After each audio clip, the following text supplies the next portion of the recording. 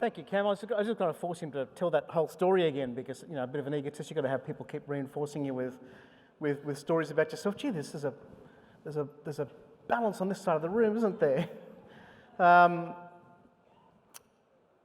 have to begin, of course, for some who came in late, you might not have heard that, I'm here in this particular conversation with you, mainly, in fact, by the way, because of that bottom thing there, the Australia Street professionalist, but I am a professor in law at Newcastle Uni, but more than that, most important to me, of course, is my cultural role as a Warramai man, which is up mid-north coast New South Wales, for those of you who know that place. But just to sort of kick us off, to bring us into relationship, even though you're sort of all on this side of the room, and I feel bad for the people on this side of the room because I don't know where to direct my conversation. So I'm not ignoring anybody, I'm just ignoring everybody, just to make that easier.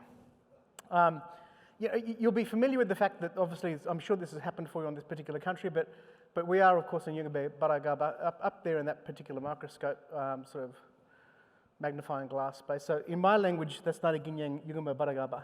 But I'm not from this country, obviously, so I just want to acknowledge that country. Country means something, and it's really important to this conversation. Because I have been wandering around a bit, listening to some of the presentations. I've been really very impressed with some of the focus of that conversation. I'm picking up a lot of threads and themes of the stuff that appears to be worrying you. At least I assume it's worrying you because everybody is talking about these things, like complexity in terms of data, process, tools, technology, compliance, all those sorts of things. But when we understand a different relationship with the place we're in, it actually changes things a little bit. It changes the way we think about the world. So in my country, by the way, is this type of country. So freshwater streams, freshwater and saltwater country, Wanaga Baragaba, Wanawai Baragaba, freshwater country, saltwater country is where I'm from. This particular conversation today is, as Cam sort of mentioned, navigating a future of information, which is, geez, I remember writing this like months ago, and nobody warned me that it just doesn't fit on a screen, it's just too many words. So there should have been some editorial control, you'd think, somebody sharpened the pen on the amount of words there, but navigating a future of information made up of increasingly interconnected volumes of digital data and records, which the important point there probably is navigating. So navigating obviously begins from somewhere, begins from some location. We have in mind a point of origin when we're navigating somewhere. We also, of course, hopefully have in mind some sort of sense of destination. Otherwise, you end up going all over the place and frankly getting quite confused and lost, which is probably the way they discovered Australia, by not being wholly sure and travelling around the world in that particular way.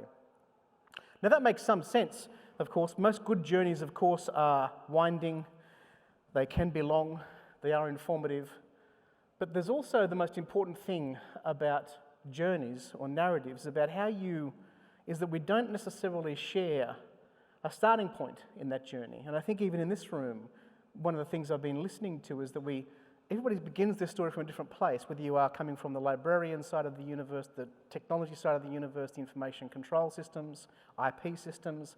Different positions give rise to a different story. And so in my particular narrative journey around this conversation, even I have to acknowledge that I'm coming to this conversation with you from a couple of different points.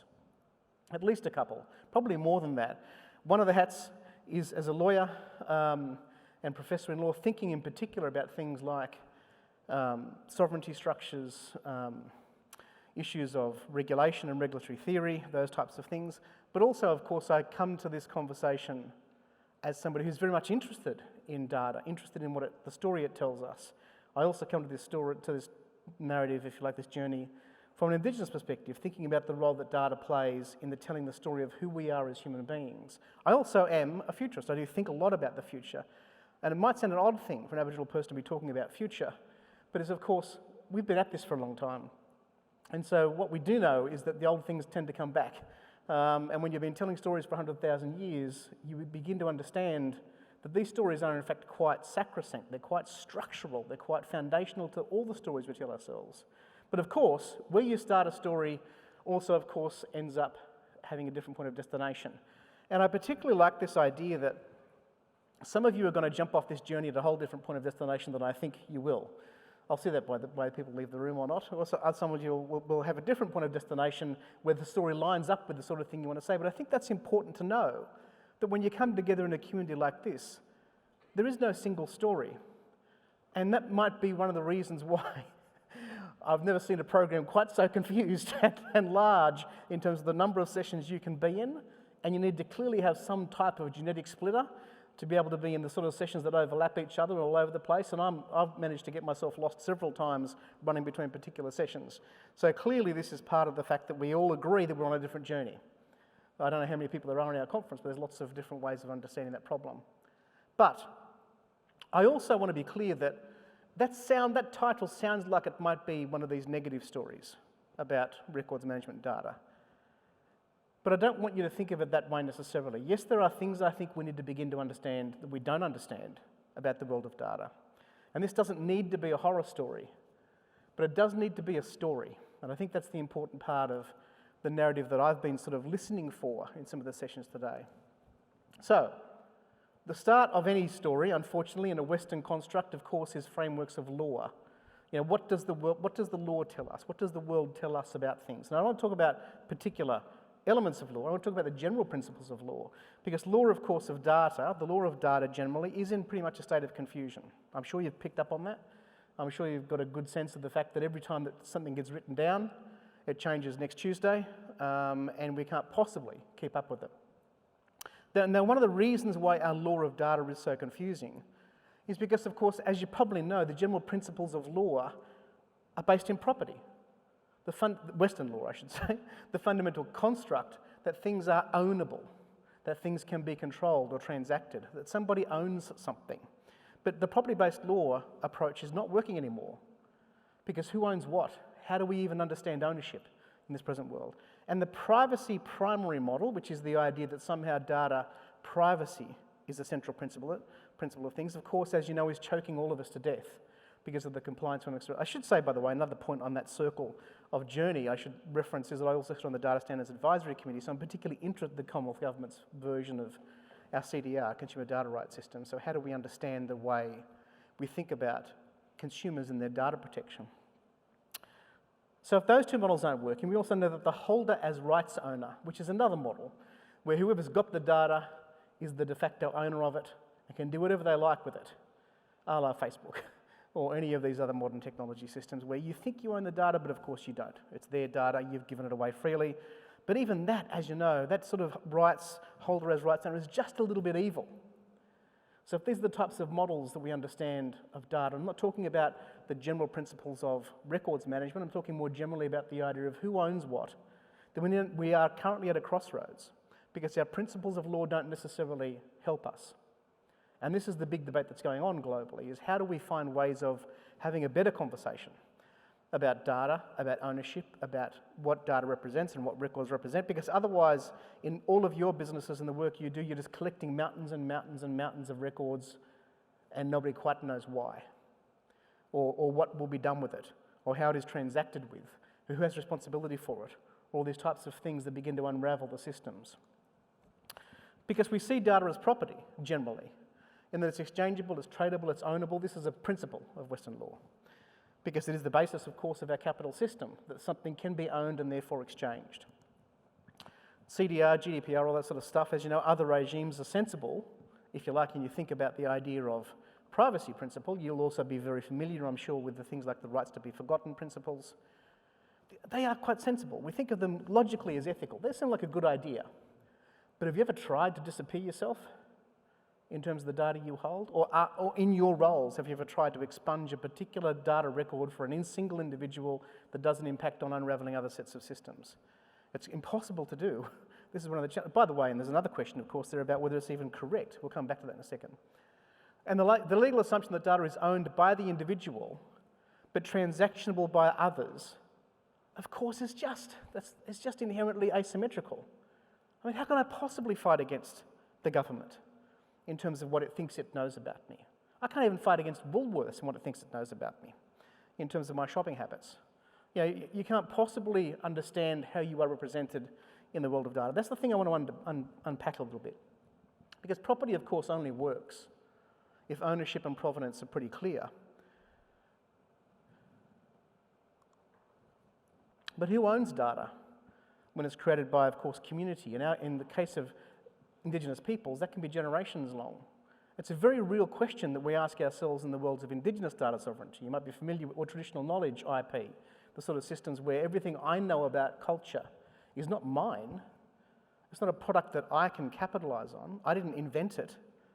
It's thousands of generations of knowledge passed down through me. And we see this in dialogue about things like art. We see this in stories like this one. This is a picture, a painting, obviously. It's a painting that sort of is intended to correct or connect the idea of data, digital data, in Aboriginal art. Who owns it? Who can possibly claim provenance for that? Who can sell that particular image when in fact that image is informed by thousands of generations of knowledge?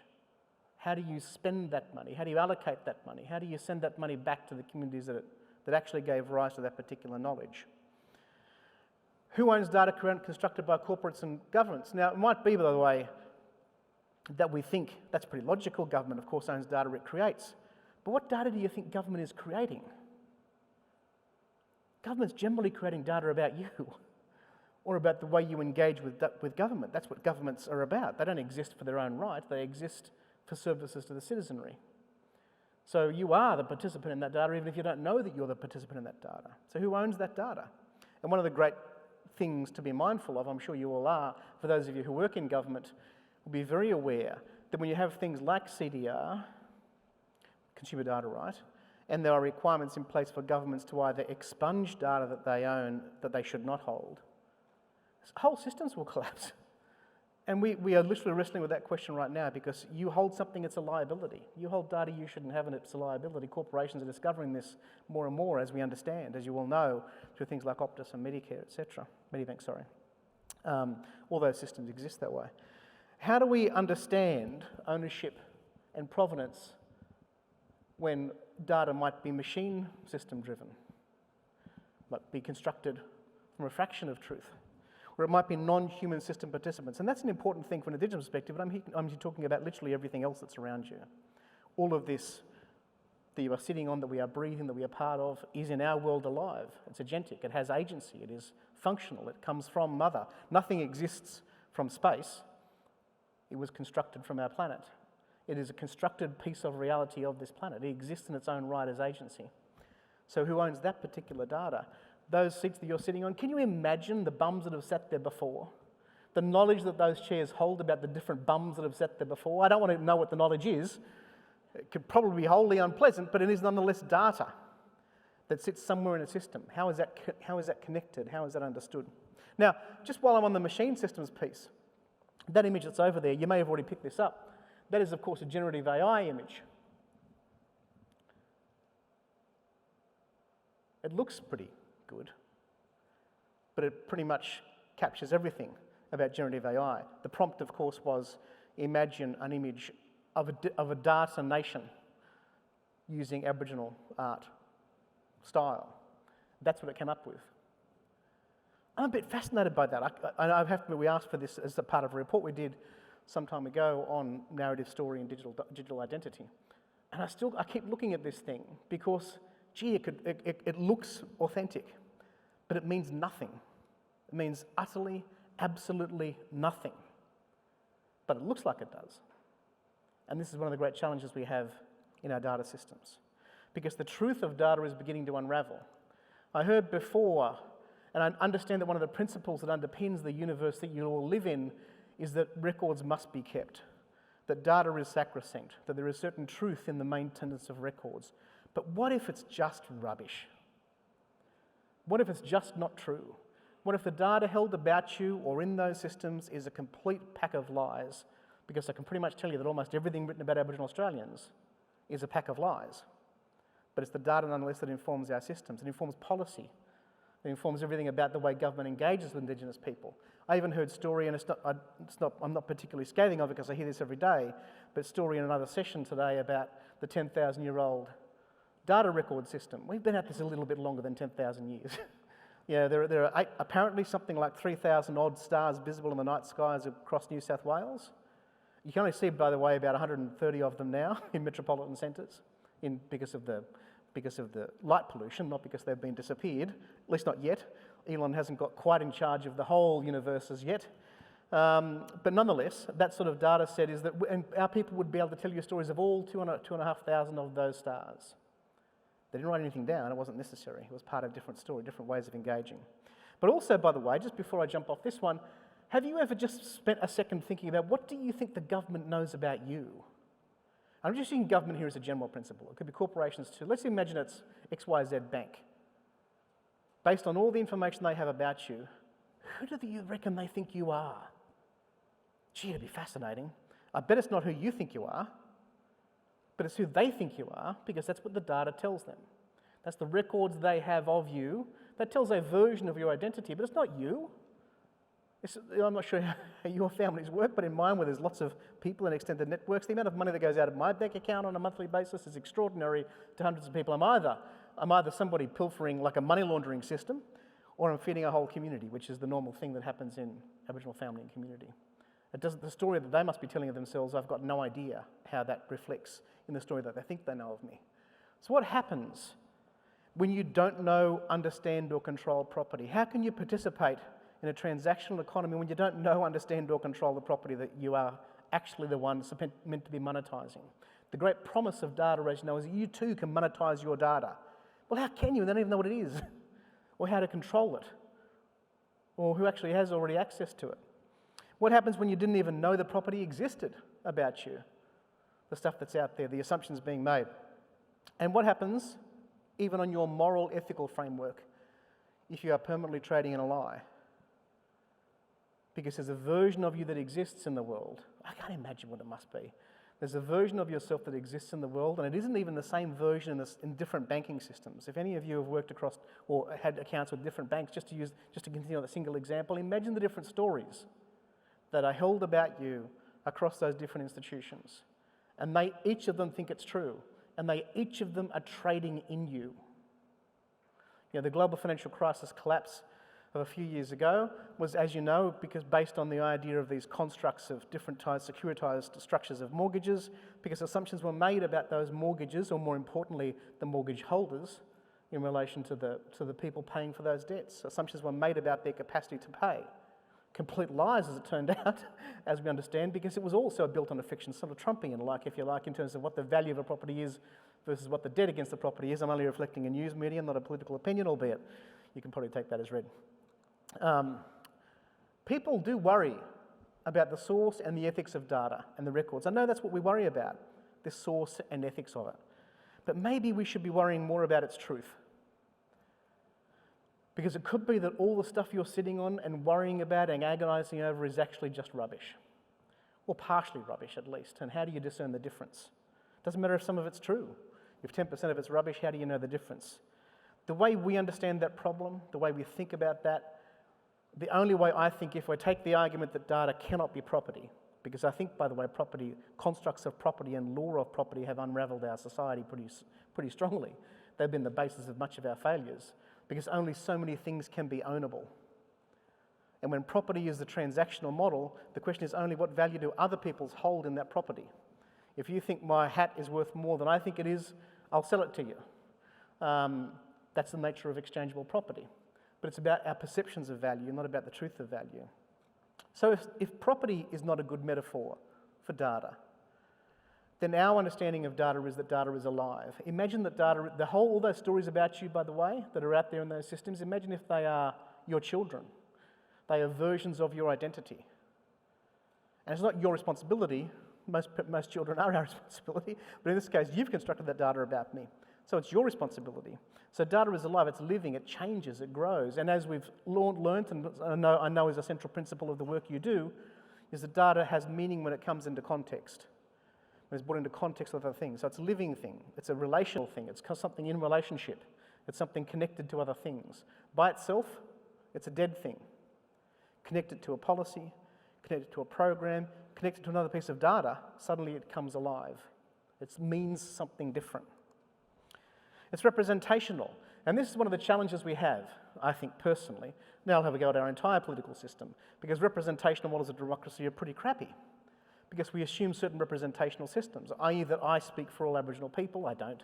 I'm lucky if I speak for myself coherently on a second Wednesday. This is the challenge of all of you. You don't speak for all of your world. You speak for yourself. Representational systems of politics, which assume somehow that one person represents the 50,000 people in a particular precinct, is ludicrous. I have not yet met, I've worked with many ministers of government, I've worked in government for many years. Not one of them is me. Not one of them looks remotely like me, thinks remotely like me, believes in the things I believe in. Not one of them. I'm sure that's true. Well, maybe not for all of you, but I'll make a general assumption that most politicians will say they think that they represent you, but in fact, do they? They might represent your interests. That's not representing you. And of course, in an Indigenous construct, we understand that things of provenance really means things of place. So I showed you that image right at the beginning that said, as Aboriginal people, we think about this construct of place. I'm of my place. My provenance is pretty clear.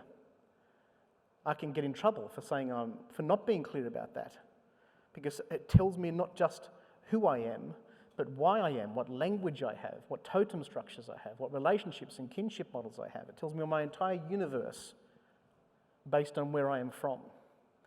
It's the world's most consistent records management system in the world, because it has travelled with us forever. I can navigate my relationships with most Aboriginal people across the country that are cultural, that have relationships through moiety or totemic structures or kinship models based on our relational systems of data, the things we know about each other. I don't need to have met them, they might be related to me, but we will come into an understanding of our relationship to each other. Sometimes it might be literally a relationship.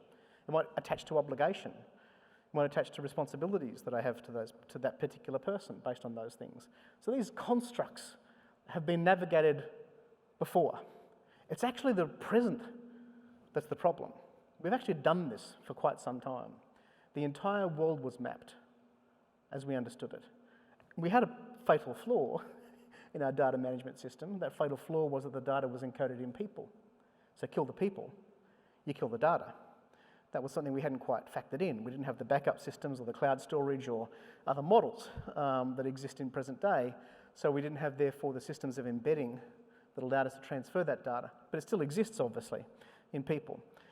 In addition to worrying about truth, I think we should worry about meaning. What does that data tell us? And this is the good news. I want to make sure that we get to the positive part of the story in case, I'm not sure if it's not positive or how you're feeling about this yet, but and the question that when you are in a system that is alive,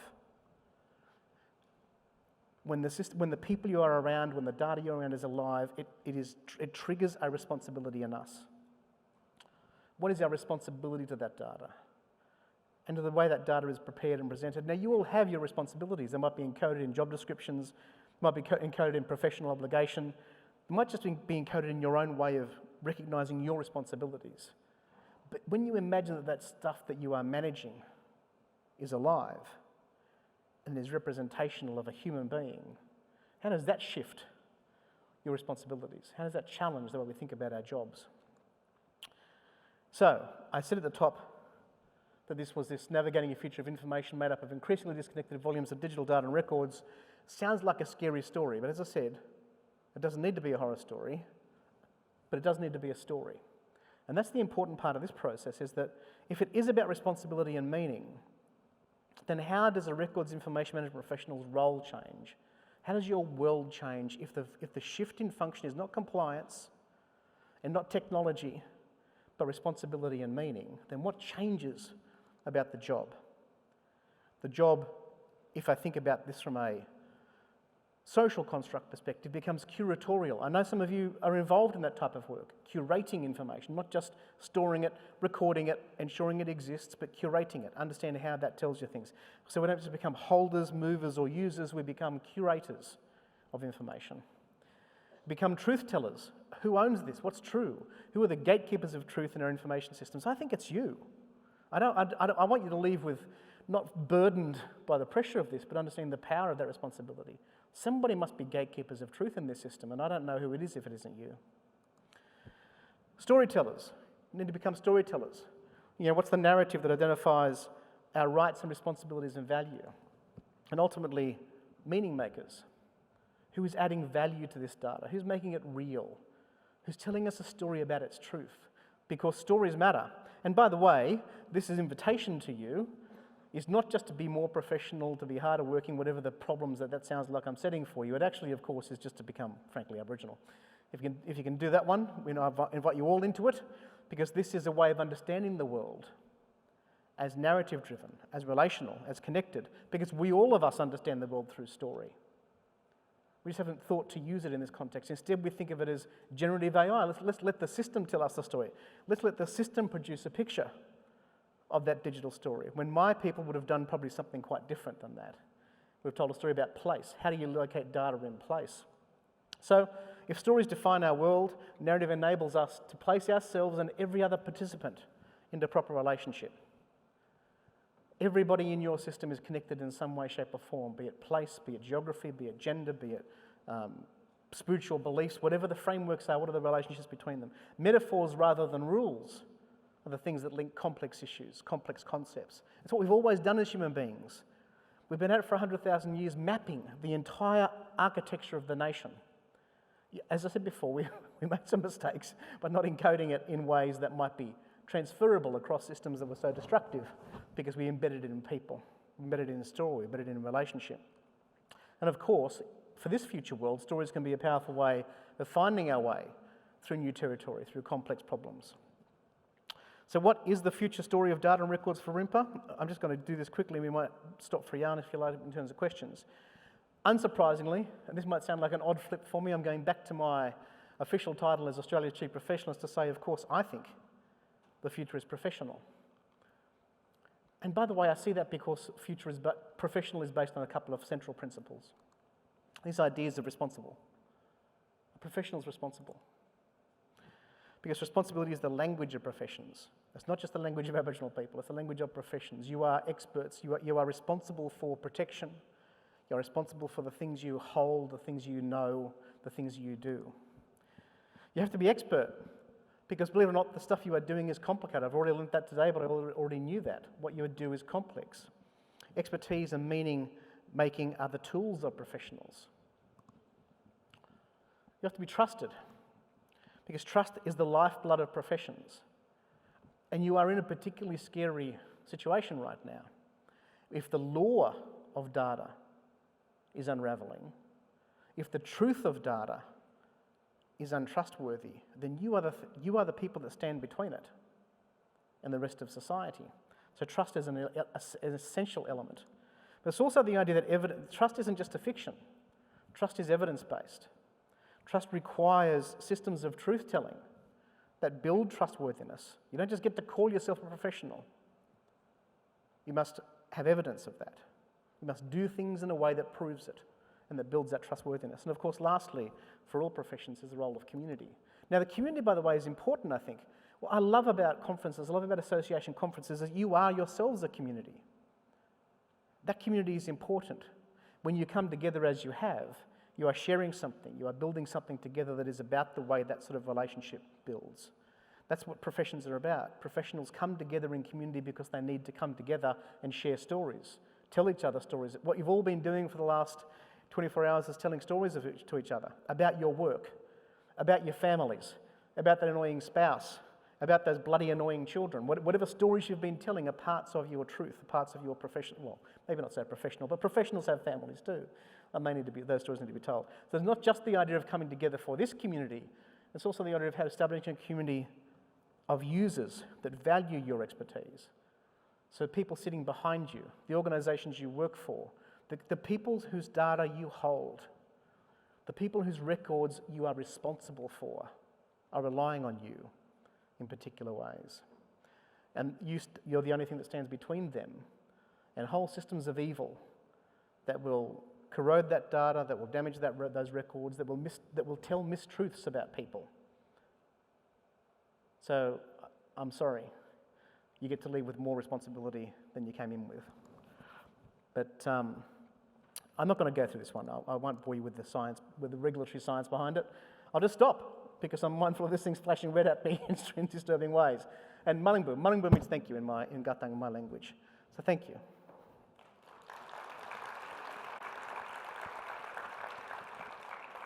I wanted to stop in case you had questions. Is that right? I just want to stop in case you did, because I appreciate that I've just banged on at you for a...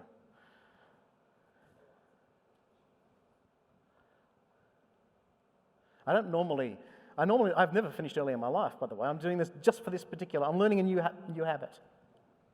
My name's Peter Gatcher, I'm from Defence. But I'm not asking this question from defence. My question has two parts, and because of your legal background. The first part of this is, I went to a presentation at a RIMPA conference many moons ago, it was a long time, and the Australian government solicitor talked to us about who owns an email. And the principle was, possession is 9/10 of the law. So part of question one is that still the case 20 years later? Part two is there's legislation in the UK called GDPR, and it says if I don't want my data on your systems anymore, I can ring you up and get it off, which is becoming increasingly difficult with things like AI, which is recording my data as digital image and mathematical calculations. Which takes me back to question one. Possession is 9/10 of the law. They've got it, do they have it? So how do I manage the truth of me and my business legally going forward? Look, it is a tricky one because, of course, the possession is 9/10 of the law is, in fact, a very significant simplification based on a lack of provenance, and that's the important point. When you can't prove provenance, then the person who holds that title or holds that property is ostensibly the holder of that property, owner of that property. But the reality in email, of course, is that you can prove provenance. You can now prove who sent it, who owned it, and I'd probably say, by the way, that Microsoft might make a claim of their own, depending on which system of email you're using. So there's lots of provenance to be proven. So provenance can be proven. As you know, that's not actually the truth of the answer, though. This is never ask a lawyer a complex question, because in fact, it's not a simple issue of email. The issue is what contract of employment do you have that was in relationship to that email. So as many of you will know, if you're an employee of an organisation, they hold rights to everything you own, send, control, transmit, becomes their property, which is why, of course, even Commonwealth Government employees get sacked for sending bad things out through email, because you don't in fact own that. Even though you should, as an intellectual property, you don't own it as a system of transmission. So there's no simple answer to that. We are only further muddying it. And this is part of the problem, is the minute you use property as a framework for law, it must unravel, because what we are doing is just ever finessing constructs of ownership. And I look forward to the argument at some point that when somebody types something like, I wish all politicians were killed in their sleep. I don't advocate that, by the way. I no longer work in government if that's not pretty clear. But I could argue in defence that that wasn't me. That was my grandfather saying that, who was frankly stolen from his community, and I was just channeling him because it's my responsibility culturally. I'm looking forward to that particular argument getting up in a court of law. It may well work. The second one was more on the idea, did I answer that anyway, somewhere in there? Right. Yes. Well, there is, of course, you ask any two lawyers and you should get disagreement because that's the nature of law. Because we want to be able to fight with each other in systems, in courts. That's the way it works. Any other quick ones, or is that we're done? We need to wrap. Cam's telling me we need to wrap. I can see the zeros on the screen. Yes. Okay.